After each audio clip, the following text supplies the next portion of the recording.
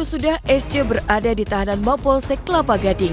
Selama itu pula hampir setiap harinya SC selalu didatangi para pengunjung yang ingin membesuk. Tak hanya keluarga dan para sahabat, sejumlah pihak yang selama ini tak pernah terlihat hingga mantan kekasih SC pun ikut muncul ke permukaan.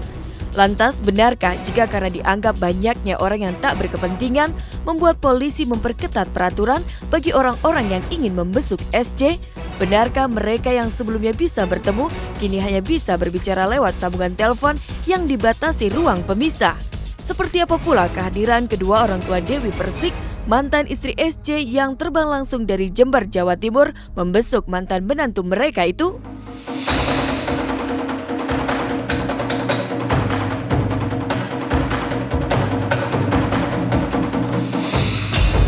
Kalau saya tidak kuat berdiri, karena duduk biar.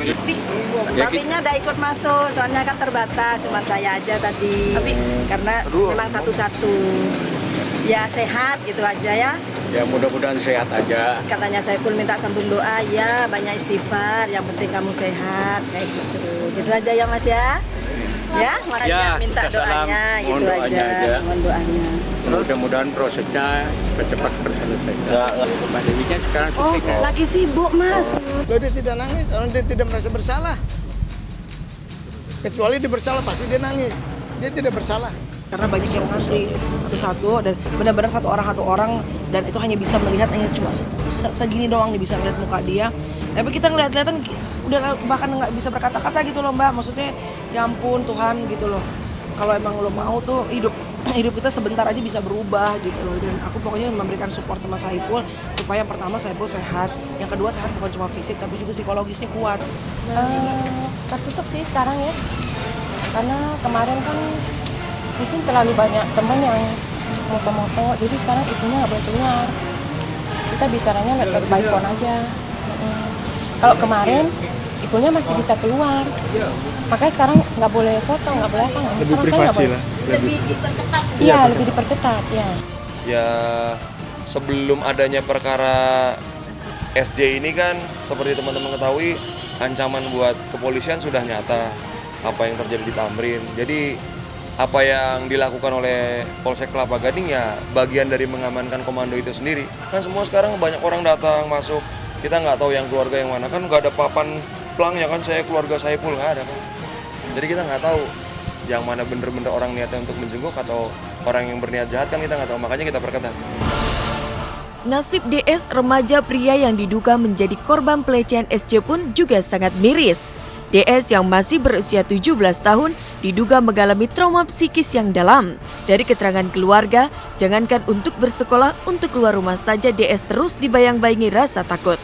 Dan Kamis kemarin DS beserta kuasa hukumnya datang menyambangi KPAI untuk meminta perlindungan dan bimbingan psikologis untuk DS. Lalu apa kata KPAI terkait kondisi DS kini?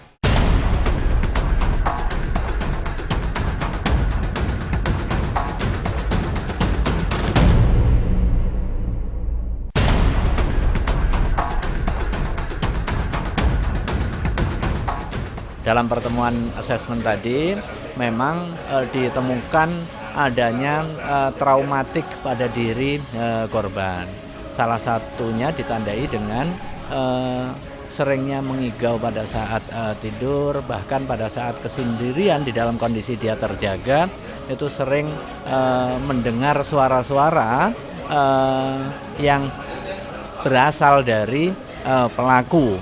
Ini yang disampaikan sehingga kondisi traumatik ini membutuhkan proses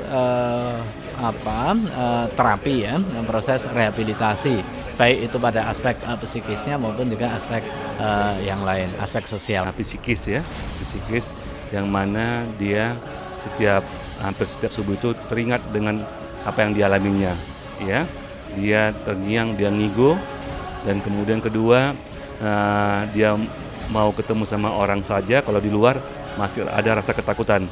Nah itulah yang kami sampaikan juga kepada pihak KPAI. KPAI merespon dengan positif, yang penting dia tidak ditinggal sendiri. Kalau dia ditinggal sendiri, tidak ada kegiatan, di situ dia suka melamun, menghayal. Ya. Kalau ini kita biarkan terjadi pembiaran, ya mungkin dia akan depresi berat. Nah maka itu ya kita tidak ingin depresi berat, ya. kita langsung serahkan kepada KPAI yang mempunyai ya psikolog yang ditunjuk oleh KPAI. Dia keluar rumah aja takut, apalagi datang ke sekolah. Terus dari pihak sekolah sendiri sudah ada dispensasi atau bagaimana? Dari pihak KPAI kemarin hari Senin udah datang sama mertua saya ke sekolahan untuk minta izin. Tapi untuk lebih lanjutnya nanti pihak ketua KPAI yang akan urus. Kalau korban sudah pasti ada trauma. Nah, jangan sampai terjadi predator lagi nantinya di kemudian hari. Yaitu karena kalau sudah menjadi korban, dia akan membekas dalam pikiran dan otaknya dia.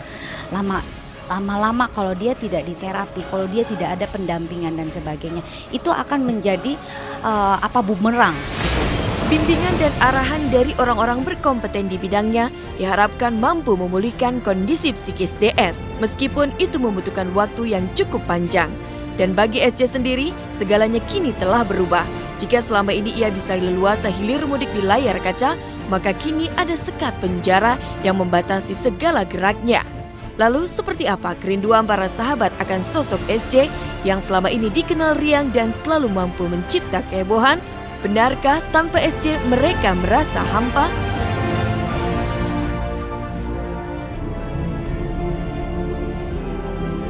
Ya iyalah, ada beda banget. Iya, semuanya keluarga di sini ikut merasakan hal yang sama. Tapi kan setelah mulai acaranya kita akan bersikap seolah-olah tidak terjadi apa-apa. Itu karena memang harus profesional kan. Tingkah lakunya dia, sebetulnya kita kan sering berantem, sering itu juga salah satu yang bikin kangen juga. Kangen dong sama sahabat pasti kangen.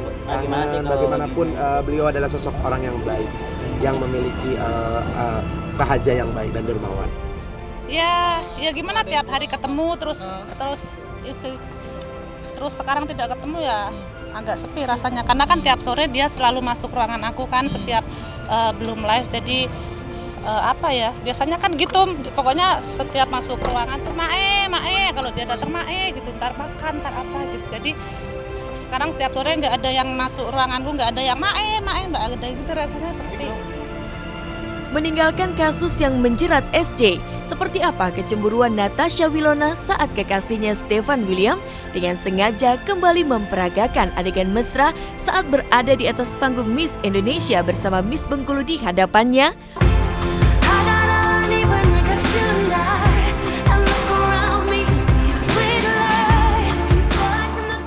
Benarkah Stefan ingin membuktikan seberapa besar cinta sang kekasih untuk dirinya?